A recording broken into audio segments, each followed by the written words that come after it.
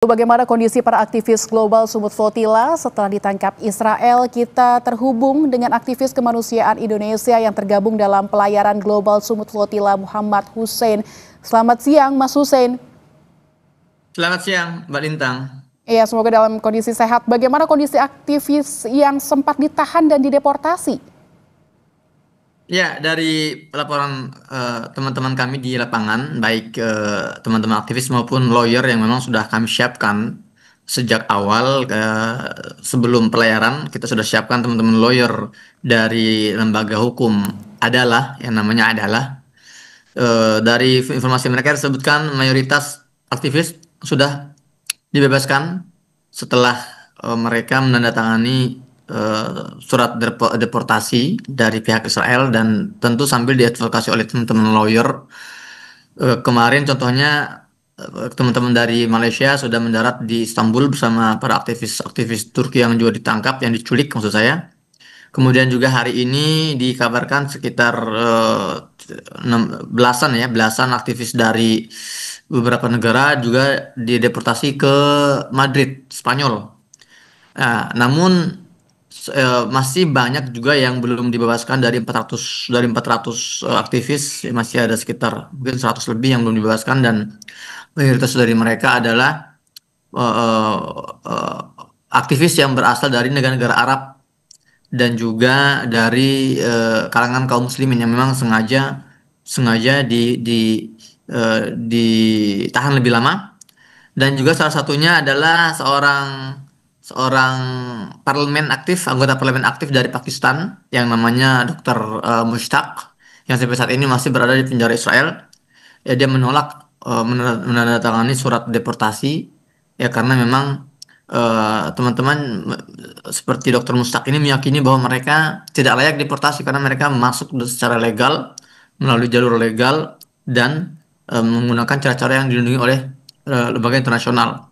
Dan juga laporan lainnya adalah teman-teman yang sudah dibebaskan itu menyampaikan berbagai testimoni betapa mereka diperlakukan tidak manusiawi oleh Israel. Sebagian muslimah, ya, kaum muslimin muslimat yang di penjara itu dipaksa untuk melepas hijabnya, melepas kerudungnya, dipaksa untuk menggunakan baju kaos saja tanpa kerudung, dan juga ada yang dirobek bahkan kerudungnya.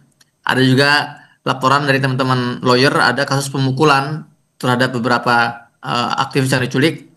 Dan juga Greta Thunberg juga kita dengar kabarnya tubuhnya dililit bendera Israel, kemudian dipaksa untuk mencium bendera Israel, dipaksa merangkak juga sambil dijambak rambutnya. Itu adalah testimoni dari teman-teman aktivis yang sudah dibebaskan dan melihat langsung bagaimana perlakuan tidak manusiawi dilakukan oleh Israel terhadap para aktivis kemanusiaan yang diculik.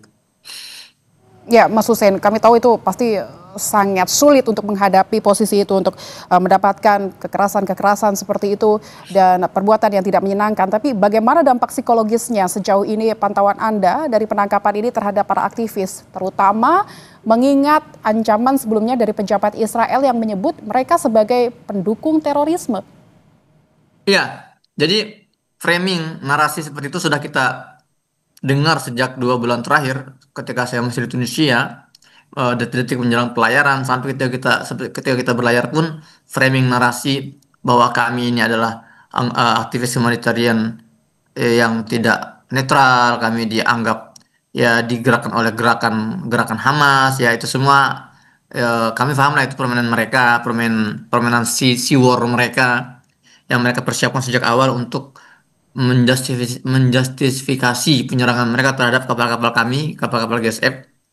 Namun dalam sesi training, dalam sesi pelatihan yang intens yang diambil oleh teman-teman yang hadir saat itu, kami pun hadir di Tunisia selama 2 pekan untuk sesi training itu, kami sudah diberikan gambaran bahwa ini salah satu resiko yang akan kami dapatkan, yaitu tuduhan-tuduhan tak berdasar seperti itu, ya, untuk menggiring opini masyarakat dunia bahwa kami ini dianggap pendukung teroris. Namun eh, para aktivis dari 47 negara tersebut tetap bulat tekadnya menjalankan aksinya, dan eh, dampak psikologi dari mereka teman-teman, ya, itu sudah tidak terlalu dampak karena persiapan mental sudah kami lakukan sejak awal ya, dan kami juga paham risikonya ikut dalam global sumber flotilla ini seperti apa, dan kami sudah sepakat ketika kami masih di daratan bahwa hal terburuk apapun yang akan terjadi kepada kami nanti di lapangan atau di penjara